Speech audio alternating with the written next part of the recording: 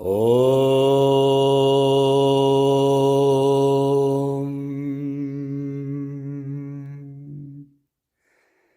Brahmanandam Paramasukadam Kevalam Jnanamurtim Dvandvatitam Gangana Sadrisham Tattvamasyadilaksham Ekam Nityam Vimalamachalam Sarvadi Sakshibhutam Bhavatitam Trigunarahitam Sadgurum Tam Namami.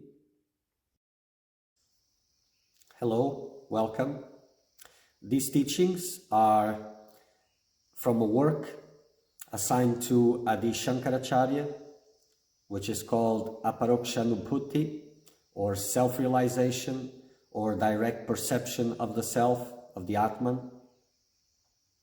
And it is an introduction to Vedanta. It speaks about Raja Yoga with a Vedantic vision.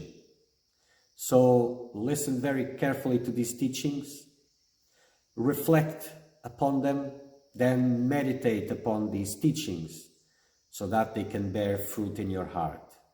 May you all find freedom.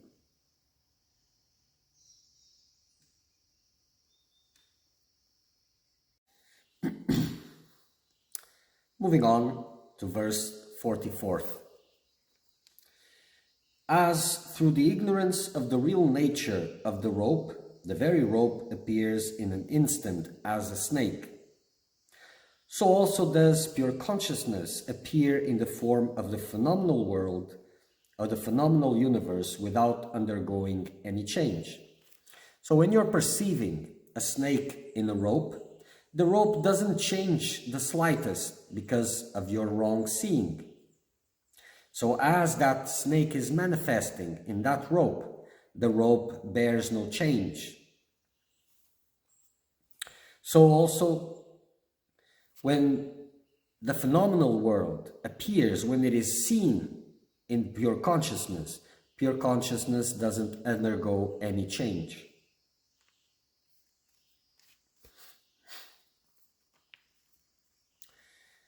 There exists no other material cause of this phenomenal universe except Brahman. Hence, this whole universe is but Brahman and nothing else. So, as in the rope and the snake, you can say that the rope is the cause of that snake. So, if there was some existence to that snake, which there isn't, but it would have to be attributed to the rope itself as its cause.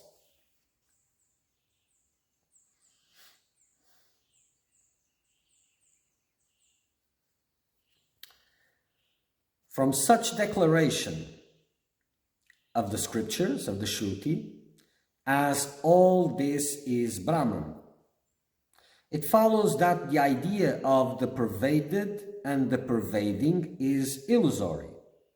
This supreme truth being realized, where is the room for any distinction between the cause and its effect?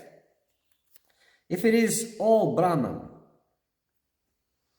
so this idea of pervading and pervaded, that which pervades and that which is pervaded, is illusory. Because if it is all Brahman, there's nothing to pervade and nothing pervading. It is just all Brahman.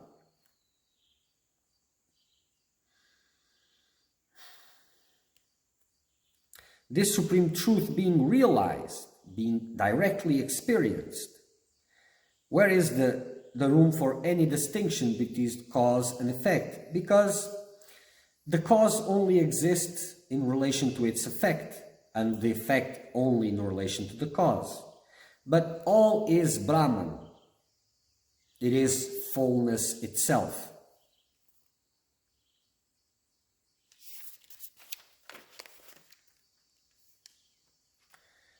Certainly, the Shrutis, the scriptures, has directly denied manifoldness in Brahman, the non-dual cause being established as a fact.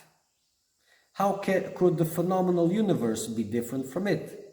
If the phenomenal universe is the same as Brahman, if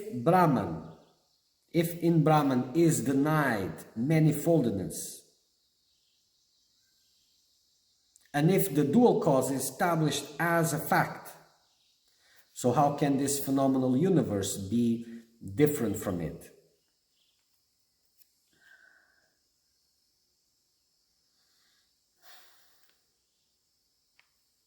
Moreover, the Shruti has condemned the belief in variety. In the words, the person who, being deceived by Maya, sees variety in this Brahman goes from death to death. So only the knower of oneness, the knower of Brahman, ceases this transmigration. So anyone else that sees this variety, that acknowledges this variety, moves from death to death because it is still under illusion, under the grasp of illusion. Because it doesn't see Brahman, it sees variety, differences, and believes them. Inasmuch as all beings are born of Brahman, the Supreme Atman, they must be understood to be verily Brahman. So this vision of diversity, again, of different beings, when you say that all are one, this is more or less incorrect. All is one. There is only oneness. So all in relation to different beings, this is incorrect. All is Brahman. There is only Brahman. So all beings are born of Brahman. So only Brahman exists.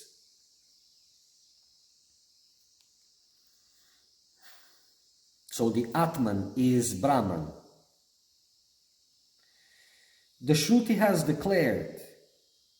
has clearly declared that Brahman alone is the substratum of all varieties of names, forms, and actions. So it is the background of all of this, as the rope is the background of the inexistent snake, still perceived by the senses of illusion. So it's the snake that perceives itself, but it's non-existent.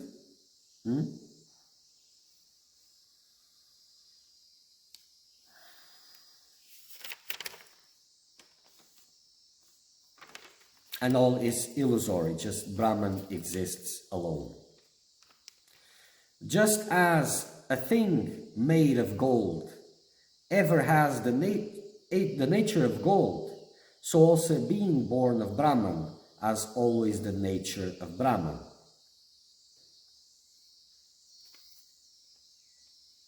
Fear is attributed to the ignorant one who rests after making even the slightest distinction between the Jivatman and the Paramatman, the Purusham. So fear is born out of ignorance. And when there is the slightest distinction between Jivatman and Paramatman, it means ignorance is there, so fear is born.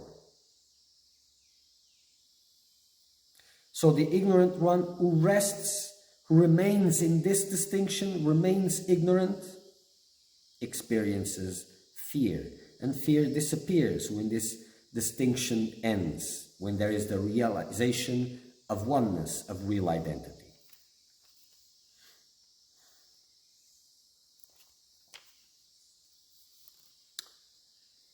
When duality appears through ignorance, one sees another.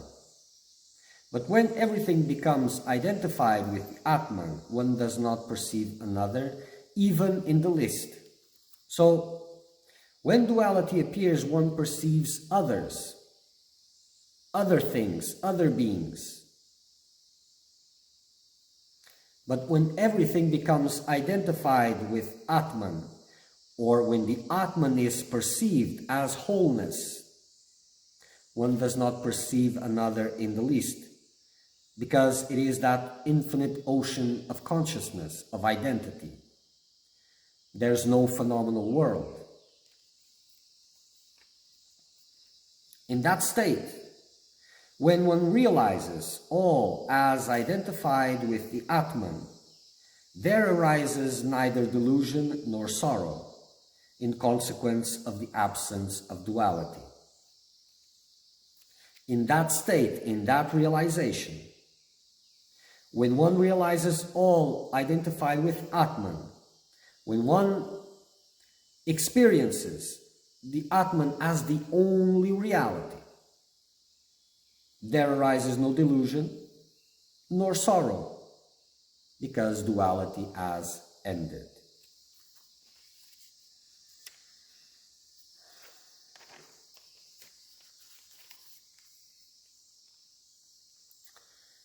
The Shruti, in the form of the Brihadaranyaka, has declared that this Atman, which is the self of all, is verily Brahman. So this Atman, which is the self of all, the same Atman, the same identity, which is behind all beings, is verily Brahman. So this Atman is the self of all, it is common to all, and he is verily Brahman. And going back again, Ishvara, the self of all, Atman, the self of all, Atman, Ishvara, Ishvara, Brahman.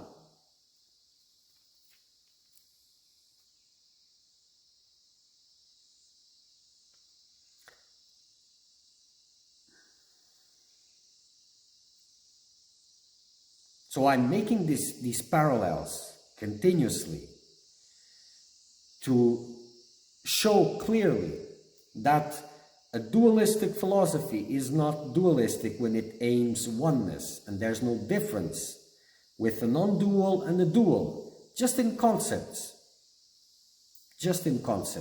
but in destiny is the same.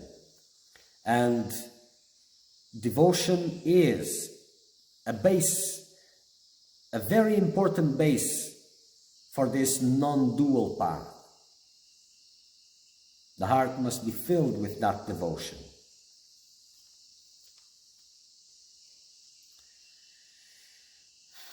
So everything is Brahman, everything is God. You disappear, God remains, Brahman remains. So the path of God realization, surrendering to the divine, dissolving yourself into God, it's the same as realizing Brahman. It is the disappearance of the dream, because God is the end. Not a means to an end, but the end in itself. So God may be blessing you as a means to reach Brahman, or it is Brahman itself. It is the same.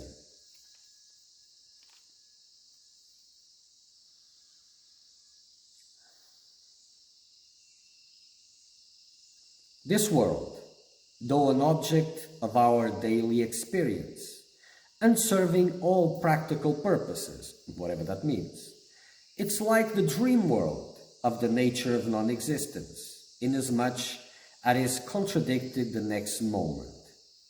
So this world, which is an object of our daily experience, and serving all practical purposes, at least from the perspective of this world, is like the dream world, the world that you experience in a dream,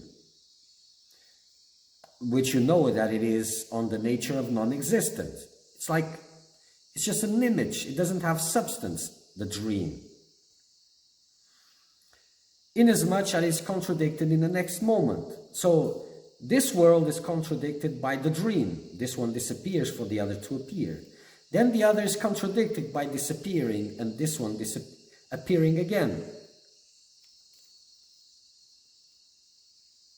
So both are of the nature of non-existence, because they are not permanent. And one contradicts the other.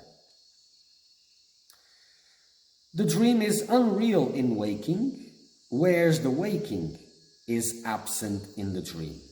Both, however, are non-existent in deep sleep, which again is not experienced in either.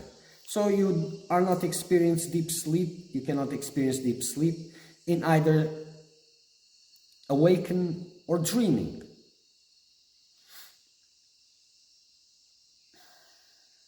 And this is comparing that they're saying that the dream is unreal in the waking, it doesn't exist in the waking state, and the waking state is absent in the real. This is from the perspective of the one who imagines itself to be in the waking state, because in reality it's not really like this. It is always the awakened state, distant, different episodes with different properties. What you call the waking state has a sense of continuity, in the other it is absent, but while you are experiencing one or the other, it is always real for you, and for you it is never the dream state, it is always the awakened state. But let's keep it simple for now. Thus, all the three states are unreal, inasmuch as they are the creation of the three gunas, sattva, rajas, and tamas. Just going slightly into this, later on this will be more deepened.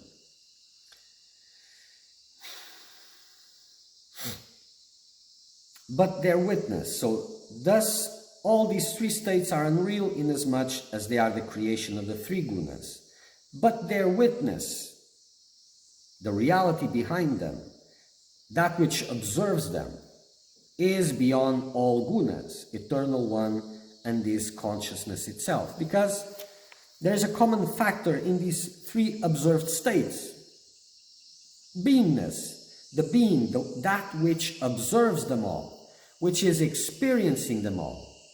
It's still there and is common to all of them, but it is beyond them, untouched by them, unchanged by them.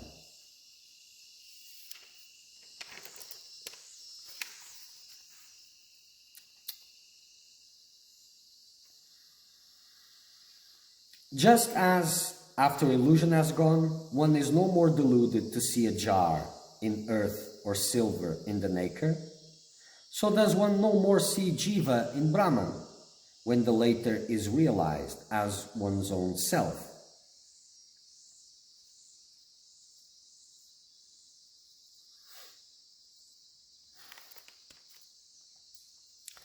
Just as earth is described as a jar, or the substratum is described by the form, gold as an earring, again as the form of that substratum, and nacre as silver, so is Brahman described as Jiva, the apparent illusory form. Just as blueness in the sky, water in the mirage, and the human figure in the post are but illusory, so is the universe in Atman. So the universe is an illusion. As the snake in the rope, it's an illusion, doesn't exist. And all these examples, the mirage in the desert, the water mirage, is unexistent. So this phenomenal world is the same, absolutely the same. But the example gives the notion of the illusion created. But in the sense of the example, there's the rope, But the rope is another form. Atman is not a form, so it is a figure of speech.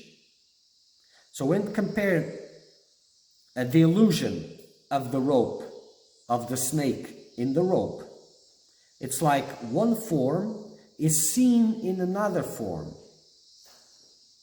But in this case means that one form, the phenomenal world, is seen in the absolute existence, in the formless.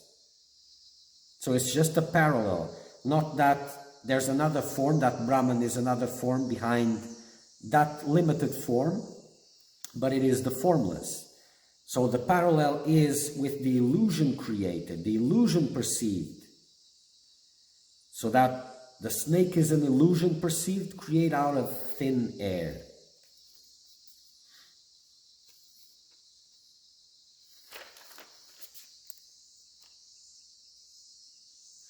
Just as the appearance of a ghost in an empty place, of a castle in the air, and of a second moon in the sky is illusory, so it is the appearance of the universe in Brahman.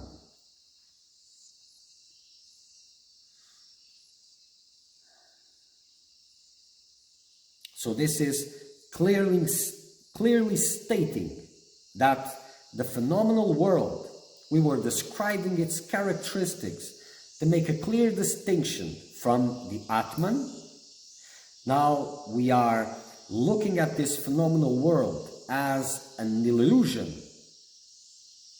So this distinction was not about validating both, but now we are eliminating the later as an illusion and the nature of the illusion as non-existent. Okay. Om Purnamada Purnamidam Purnat Purnamudachyate Purnasya Purnamadaya Purnameva Vashishyate. Om Shanti Shanti Shanti.